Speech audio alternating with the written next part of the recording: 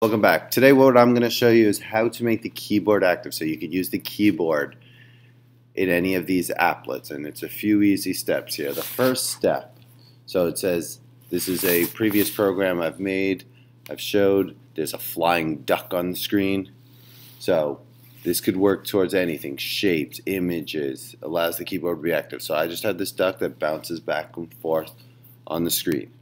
So what I do here is I want to control the flying duck with the keyboard. So it says implements runnable. That's what's making it bounce back and forth. I put comma key listener. Now, I've previously done this, so I'm going to get rid of this, is normally these two are not here. So what would happen is key listener right now gets a red line under it when you first create this, and in here it says import key listener. So now you've imported all the methods and classes that Java has created for you. The next thing you should do immediately after that, and this is the most common mistake forgotten by students, is on line 21 or inside the public void initialize, doesn't have to be exactly at line 21, is you do add key listener this. That allows it to actually be within your program. So the implements key listener pulls in everything Java has for you, but you're not actually using yet. Whereas when you add key listener into the initialize method, you are actually using, this allows your program to use all the methods it's created. And there's one last step you need to do. Notice there's a red line under keyboard example, the name of my program. It says add unimplemented method. So you click on there, and what happened is it looks like nothing's happened, but if you scroll to the bottom of your program, it added 3 methods for you: key typed, key pressed, and key released. And that, you need all 3 of those methods. Those are the methods needed. Now, even if you don't use one of these, you need it to be there. So just allow Eclipse to write those for you. That's the beauty of this IDE, that occasionally it writes the method names for you.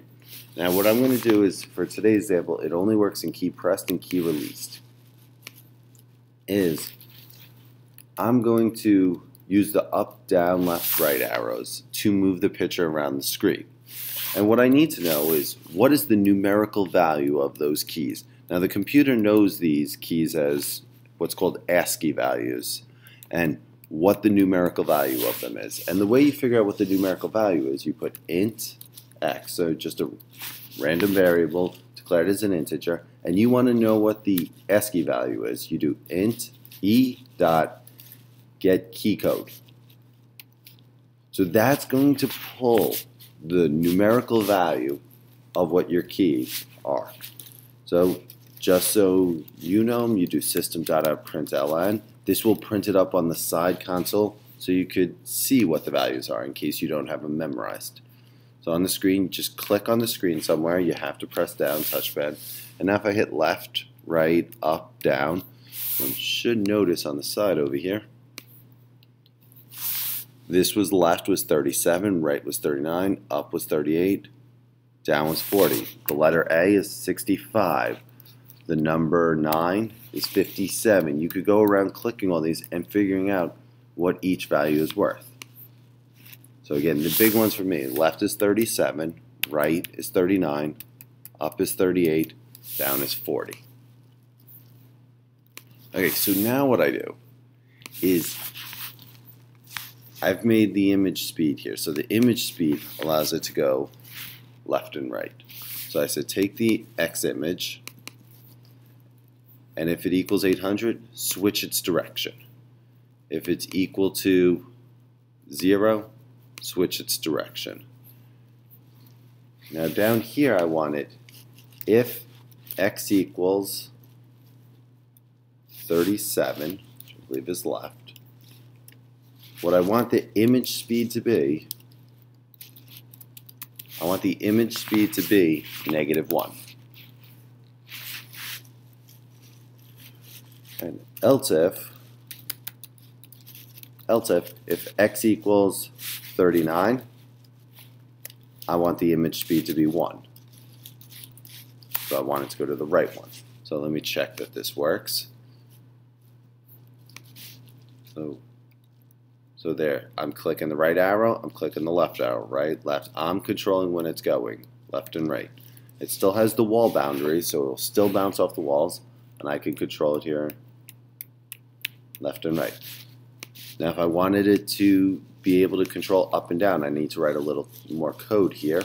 So I need to have a Y image, so I'll make a variable here, Y image, declare it globally, int Y image equals 100.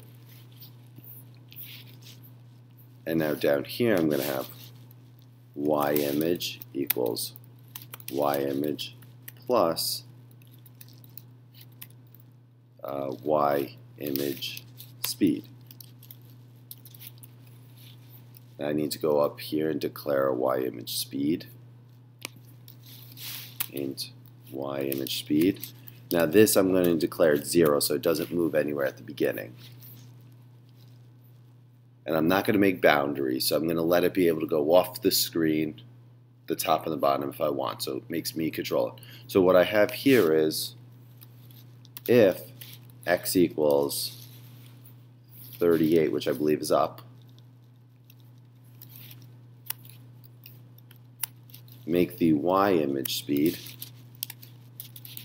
equal to -1 because that's up, else if x equals 40, which is down, which is actually Y image speed equal to 1. And if I want to stop it so that it doesn't fly off the screen, else if, I think I said A was 65, it's equal to 65. This is a way you could put a pause in a game. Y image speed equals 0. So I will let this run. Remember, click on the screen somewhere, and now you could use, so left and right works. Try up, down, left, right. Oop, come back. If I hit A, it stops moving. So this is how you could get the keyboard active so you could use the keys for anything you want. Hopefully this helps. I'll have something for you next time.